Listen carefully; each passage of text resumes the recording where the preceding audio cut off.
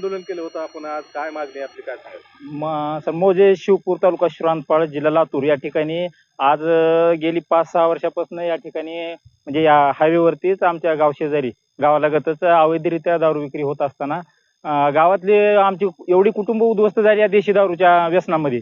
मग त्या व्यसनाधीनच्या म्हणजे कुटुंब उद्ध्वस्त झाल्यापोटी गावातल्या लोकांचा, महिलांचा जास्ती करून सहसा गरीब कुटुंबातले जी मजुरी करून खाणारे लोक आहेत त्या कुटुंबातल्या महिलांचा एवढा उद्रेक आज झाला इथं की मग त्या ठिकाणी हा काय म्हणजे जाळ लावून देऊन काय म्हणजे नासधूस करण्यात आली. मग त्याच्या पुढे शिवरामपाळ पोलीस स्टेशनचे PI साहेब आले या ठिकाणी. आम्ही त्यांना लेखी निवेदन दिले.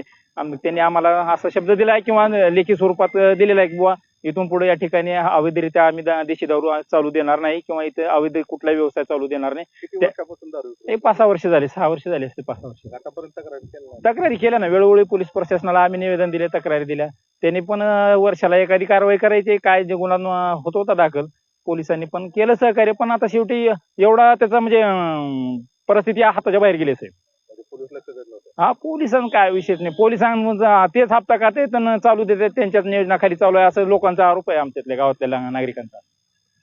काय नुकसान झालंय त्यामुळे? नुकसान काय अहो, काय परिस्थिती आता काय सांगा, तुम्ही स्वतः बघितल्यास तुमच्या लक्षात येईल साहेब. स्वतः एकदा तुम्ही आमच्या गावात एक बाईट करून बघा तुम्ही, म्हणजे तुम्ही बघा थोडंसं त्या प्रसार माध्यमांनी जर लक्ष दिलं तर लक्षात येईल काय परिस्थिती आहे आमच्यातली. कारण 25-30 वर्षाच्या वयातली पोरं ह्या म्हणजे व्यसनामध्ये मरायला लागली. ती 30-35 पोरं मेली यावर्षी आमच्यातली. सरकारकडे काम आहे काय सरकार काय करणार आहे? सरकारला टॅक्स मिळतोय, सरकार काय करणार आहे याच्यामध्ये? सरकारला तर हे हवंच आहे. उलट कसं आहे म्हणजे दुभाषी पद्धत आहे सरकारची. सरकार एका बाजूला मग ते दारूबंदी व्हायला पाहिजे, करतो आम्ही, ते विभाग आहे सेपरेट, आणि दुसऱ्या बाजूला म्हणजे टॅक्सच्या नावाखाली सगळ्या गोष्टी होणार.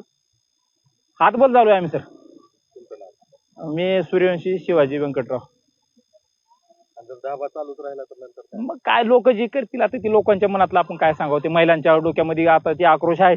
इथून पुढे जर चालला तर ते जो कोणी चालवणार आहे त्याला सुद्धा काय करतील काय सांगता येणार. तुम्ही पाहिले काय कशी परिस्थिती आहे.